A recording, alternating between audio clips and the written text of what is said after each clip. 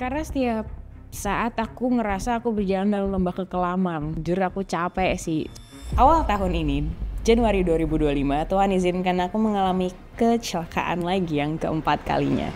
Dan di hari aku harusnya menikah, itu rasanya dunia runtuh. Karena harusnya Tuhan, harusnya hari ini aku menikah loh. Harusnya hari ini Tuhan udah persatukan kita gitu kan.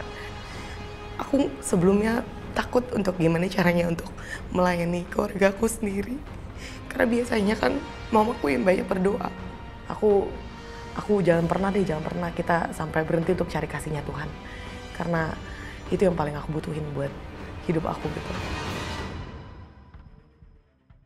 Sahabat, pernahkah kamu merasa bahwa hidup ini seperti sebuah teka-teki? Ada hal-hal yang terjadi secara tiba-tiba, di luar rencana, bahkan terkadang tidak masuk akal. Dan hal-hal tersebut membuat kita bertanya-tanya mengapa ini harus terjadi di dalam hidupku. Sama seperti sahabat kita yang satu ini. Ia harus mengalami kecelakaan bukan hanya sekali tetapi 4 kali di dalam hidupnya. Dan setiap kali selamat bukan rasa lega yang ada di dalam hatinya, tetapi sebuah pertanyaan, Tuhan, jika aku harus mengalami hal-hal ini, mengapa aku tidak mati saja? Penasaran dengan kisahnya? Mari kita saksikan kisah yang berikut ini.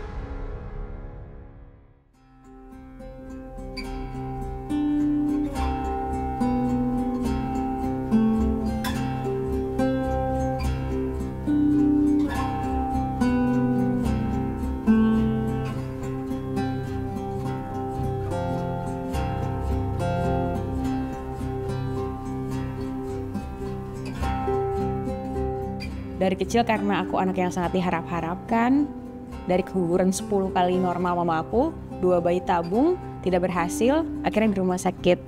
Harapan kita, puji Tuhan, aku berhasil, aku adalah anak ke-13, berarti 12 saudara aku tidak lahir, aku anak satu-satunya. Ayo dong papa mama, kejar aku. Kemana kamu, Laras? Pokoknya kejar aku. Laras, kamu kemana nak? Kok papa mama ditinggal?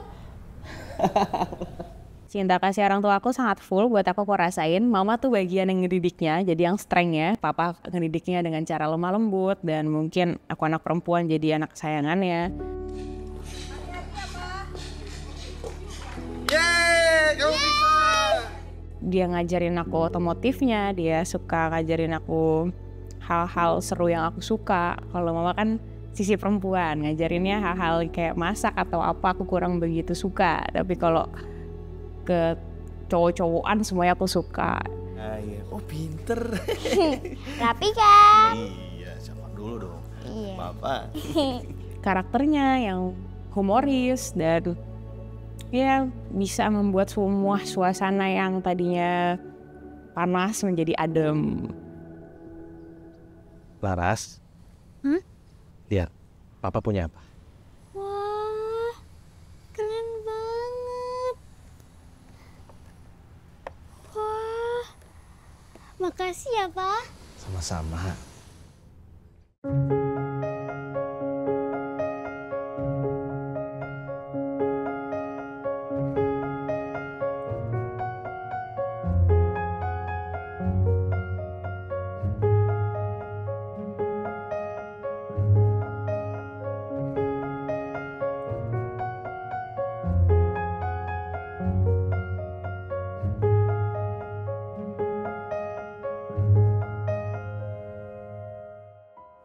Pada saat itu untuk anak perempuan usia 10 tahun di mana masa-masa bandel-bandelnya jadi anak atau bahagia-bahagianya jadi anak, semua itu tiba-tiba hilang. Papaku meninggal dipanggil Tuhan.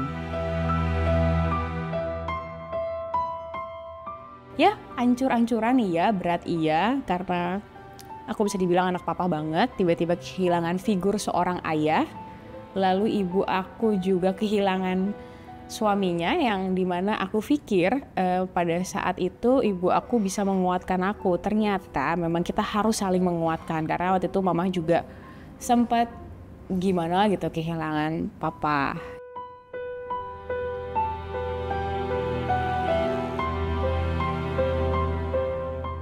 Ih, mobil kamu keren banget. Iya, mobil kamu keren banget. Iya dong, ini mobil ajaib tahu. Kamu mau minjem gak? Gak usah, aku bisa terbang sendiri. Yeay, cu, cu, cu. Wah.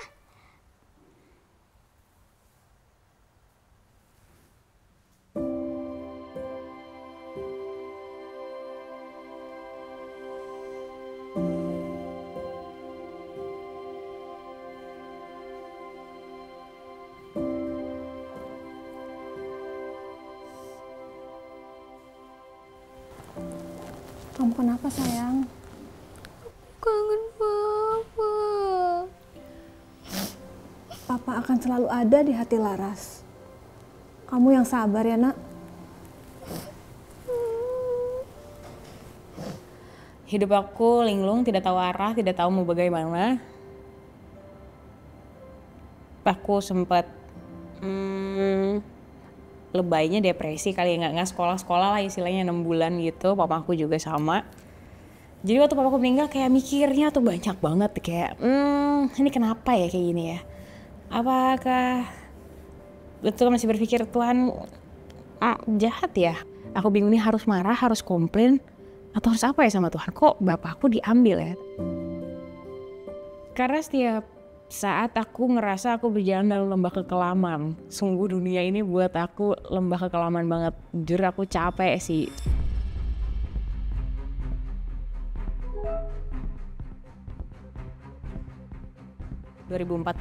itu aku udah 3 hari nggak tidur lah. Mamaku bilang nggak usah, kamu naik taksi aja, nggak usah paksain nyetir. Tapi bilang aduh kalau itu barang-barangnya repot apa segala macem. Aku ngebantah lah ya. Ya itu kecelakaan.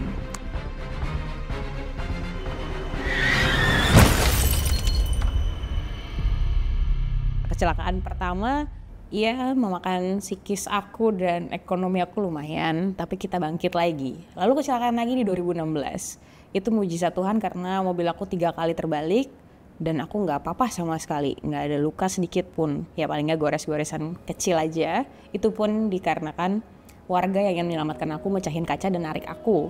Jadi ada baret-baretan. Kecelakaan selanjutnya yang tergong adalah 2018. Kaki aku patah. Di situ bisa dikatakan kehidupan aku agak sedikit terguncang atau kayak what happened nih kok sampai patah kaki gitu ya. Biasanya kecelakaan 2 kali kemarin fine-fine aja, ini patah. Tuhan izinkan aku mengalami patah kaki.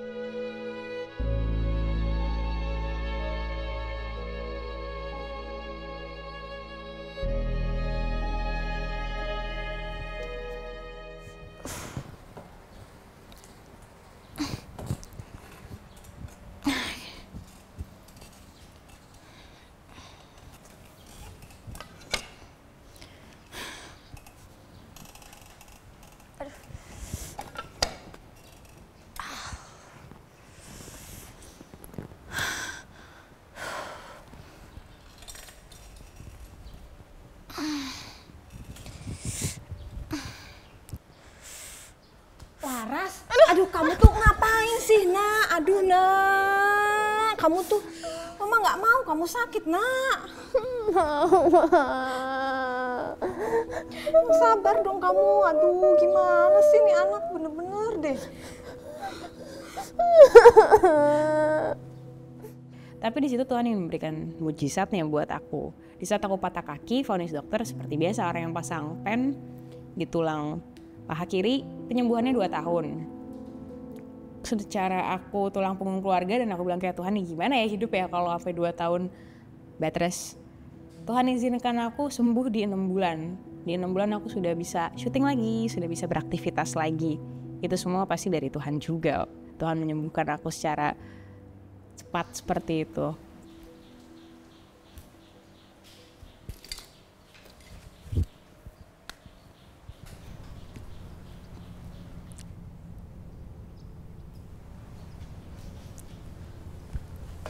Laras, Ya Ma, kamu kemana? mau pergi sama teman aku. Ini tongkatnya. Gak usah, Laras udah bisa, udah jago. Pakai tongkatnya. Gak usah, Laras duluan ya. Dadah, love you. Kamu tuh Laras.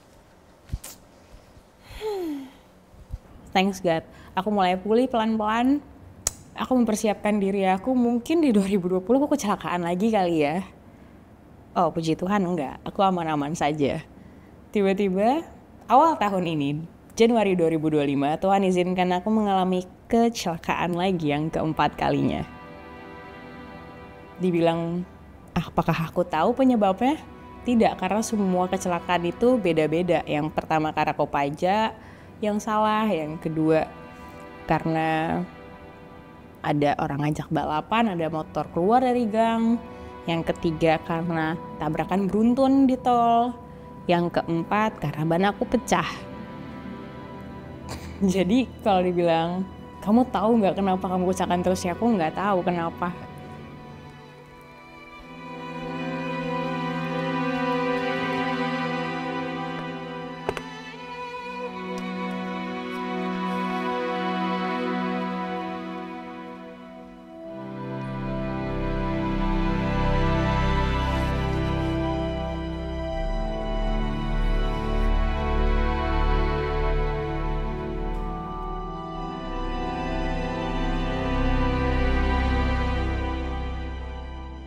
Sampai sekarang juga mungkin aku masih bilang kayak please Tuhan kasih tahu aku pelan-pelan. Mungkin aku anaknya nggak bisa dikasih tahu secara baik-baik, makanya Tuhan kasih tahu aku dengan cara seperti ini. Nggak apa-apa, coba jelasin dong. Kayak iya banyak sih yang Tuhan udah kasih tahu ke aku kayaknya. Kayak mungkin hidup aku kurang berkenan di mata Tuhan, mungkin cara hidup aku masih belum sepenuhnya berkenan di mata Tuhan. Jadi Tuhan kasih aku, ajar aku pelan-pelan buat menjadi anak yang lebih baik lagi.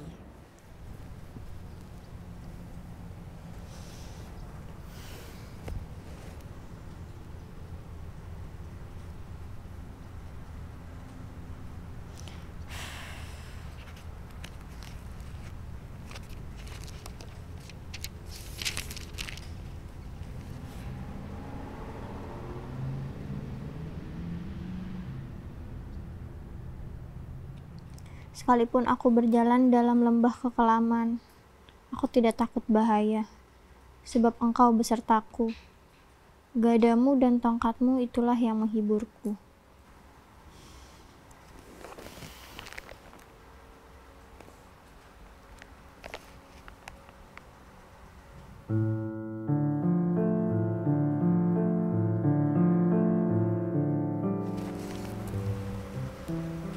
Doa untuk Laras.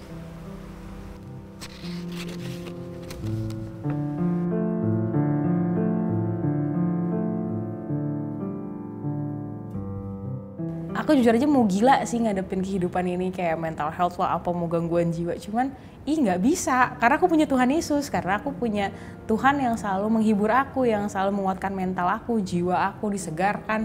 Depresi nggak bisa merusak otak aku segitunya, karena aku punya Tuhan Yesus. Ya sekalipun aku jalan dalam lembah kekelaman, aku tidak takut bahaya karena ada Tuhan beserta aku. Gadamu dan tongkatmu itu yang menguatkan aku. Jadi setiap kali aku tahu dunia ini seserem apapun, menyeramkan apapun, aku masih punya Tuhan. Tuhan selalu aku rasa deket aku, sosok Tuhan Yesus ini. Jadi aku full, aku penuh, aku kayak bisa ngejalanin hidup aku lagi. Sehingga aku bisa bangkit, aku bisa hidup lagi, semua dengan pertolongan Tuhan Yesus sih. Jadi Tuhan Yesus nyata di hidup aku, ada waktunya Tuhan yang buat semua yang buruk itu menjadi baik.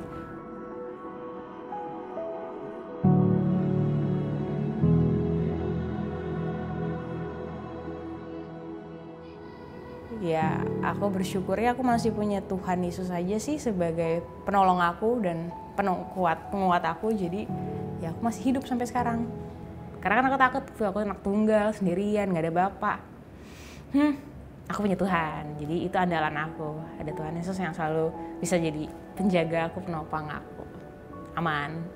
Kayak gitu, cuman yang bisa aku sharing sama kalian, ada tuh namanya doa Bapa Kami. Jadi kalau kita udah pusing banget sama hidup, gak tahu mau doa apa sama Tuhan, doa Bapa Kami aja. Yang ujungnya, jadilah sesuai kehendakmu di bumi seperti di surga.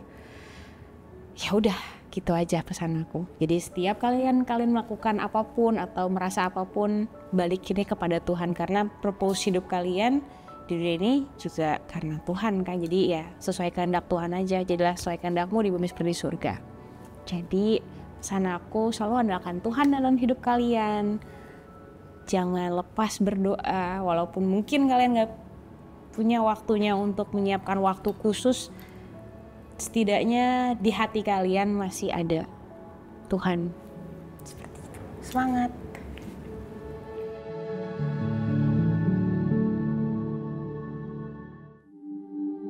Sahabat, Larasati mengalami banyak hal dalam hidupnya yang tidak ia inginkan, bahkan mungkin tidak mengerti mengapa itu harus terjadi dalam hidupnya. Tetapi ia menemukan satu kebenaran, bahwa di balik semuanya itu Tuhan sudah merencanakan yang terbaik bagi hidupnya. Di dalam hidup tidak semua pertanyaan bisa kita jawab. Mungkin kita bertanya, mengapa kita harus mengalami penderitaan? Mengapa sakit ini tidak kunjung sembuh? Mengapa aku harus mengalami masalah yang begitu berat? Jika pertanyaan tersebut ada di dalam hatimu dan kamu butuh tempat untuk bercerita, kamu bisa menghubungi nomor yang ada di bawah ini. Ini adalah nomor layanan doa Cahaya Bagi Negeri. Tim kami siap untuk mendengarkan cerita kamu dan mendukung kamu di dalam doa. Kamu tidak sendirian. Setelah ini kita akan ngobrol dengan seseorang yang pernah mengalami jatuh bangun. Bukan hanya di dunia entertainment, tapi juga di dalam pelayanannya. Penasaran dengan kisahnya? Mari kita ngobrol dengan dia. Sahabat Solusi, hari ini saya akan ngobrol dengan seseorang yang pernah dikecewakan oleh manusia. So, kita akan ngobrol bersama Kak Angelica Manopo. Halo Kak, thank you for coming ke Solusi, Kak Angel. Tapi sebelum kita membahas perjalanan tersebut, boleh gak sih cerita bagaimana latar belakang keluarga Kak Angel ini ya? Besar dalam keluarga yang seperti apa? Bahkan dikatakan kan yang membentuk karakter Kak Angel, hidup Kak Angel adalah dari papa mama sendiri. Yes. Boleh cerita sedikit tentang keluarganya? Yes, of course. Kalau dari latar belakang keluarga ya, aku selalu punya kerinduan dari kecil supaya papaku tuh bisa ikutan bersama-sama setiap minggunya gitu. Tapi akhirnya Tuhan mewujudkan di saat aku sudah masuk ke bangku SMA dan menuju ke kuliah itu kalau nggak salah, baru dia punya panggilan bisa ke gereja tiap minggu. Itu benar-benar doa yang ternyata bertahun-tahun yang aku doakan akhirnya Tuhan jawab gitu. Itu di situ sih baru aku sadar ini tuh doa yang aku selalu aku panjatkan loh tiap minggu. Aku rindukan bertahun-tahun akhirnya Tuhan jawab gitu. Itu sih. Nah, mamaku tuh tipikal orang yang memang dari dulu doanya luar biasa banget.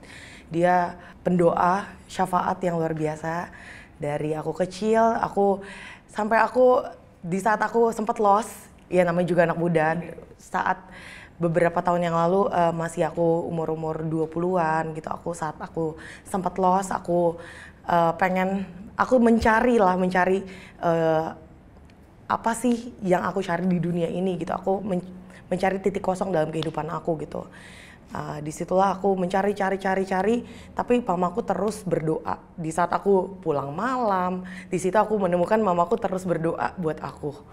Nah, di situ aku ngerasa kayaknya ada yang salah sama aku ya. Nah, cuman aku percaya itu adalah kuasa doa ya yang akhirnya bisa mengubah aku. Sekarang kita mau maju selangkah ya ke bagaimana kamu pernah menghidupi karir di dunia entertainment. Nah, meskipun kita nggak bisa membedakan yang rohani dan sekuler karena yang sekuler pun adalah pelayanan kita. Tapi waktu itu apakah kamu menjalani karir dunia entertainment dan melayani juga di waktu yang sama? Ya ada sih Kak, ada. Cuma memang nggak mudah ya karena untuk melayani dan bekerja di dunia sekuler itu kan pasti akan ada tantangan yang luar biasa ya, apalagi dengan pergaulannya gitu, akan ada banyak kalau dengan dunia sekuler itu akan ada yang namanya ditentukan oleh pergaulan juga gitu. Memangnya kehidupan waktu itu di dunia entertainment itu seberat apa tantangannya? Kalau menurut aku sih sebetulnya dibilang berat, aku yakin setiap orang punya titik beratnya masing-masing ya. Mungkin kalau dari aku pribadi dibilang berat, mungkin beratnya kalau buat aku pribadi berarti mungkin ternyata Tuhan tempatkan aku bukan di tempat dunia entertainment. Oke. Makanya kenapa aku percaya setiap jalan hidup aku udah Tuhan yang pimpin sih, udah Tuhan yang tuntun gitu. Makanya makin kesini aku percaya sih kalau setiap ada pintu yang tertutup itu pasti udah jalannya Tuhan sih. Bukan memang itu tantangan, memang itu rintangan, tapi aku percaya itu ada rencana Tuhan di balik itu semua. Ya, pada akhirnya kita bisa melihat bahwa rencana Tuhan adalah yang terbaik gitu ya.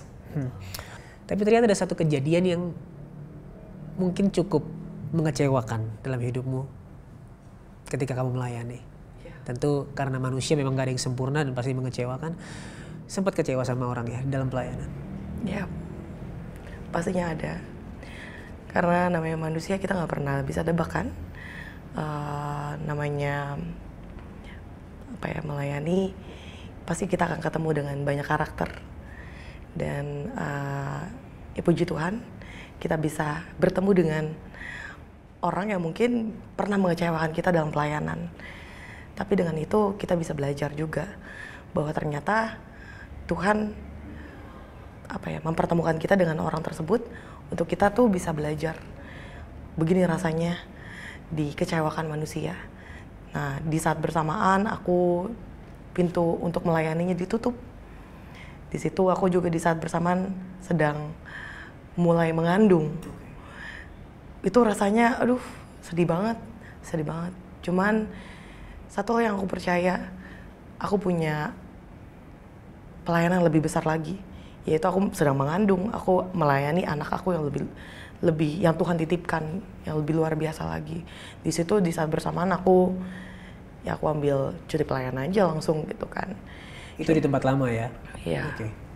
Cuman di saat itulah aku percaya Tuhan bukakan pintu yang baru. Nah, setelah Tuhan bukakan pintu yang baru, di situ aku percaya ternyata yang Tuhan mau, yang ternyata Tuhan bukakan tuh ternyata lebih luas dan lebih besar lagi. Makanya aku nggak pernah ngerasa kecewa yang berlarut-larut sih. Mungkin dulu ada rasanya, kenapa ya kok kayak gini ya, kok dia seperti ini ya, kok bisa sih dia seperti ini. Tapi ya aku percaya itu ada lawatan Tuhan yang lain lah buat dia gitu.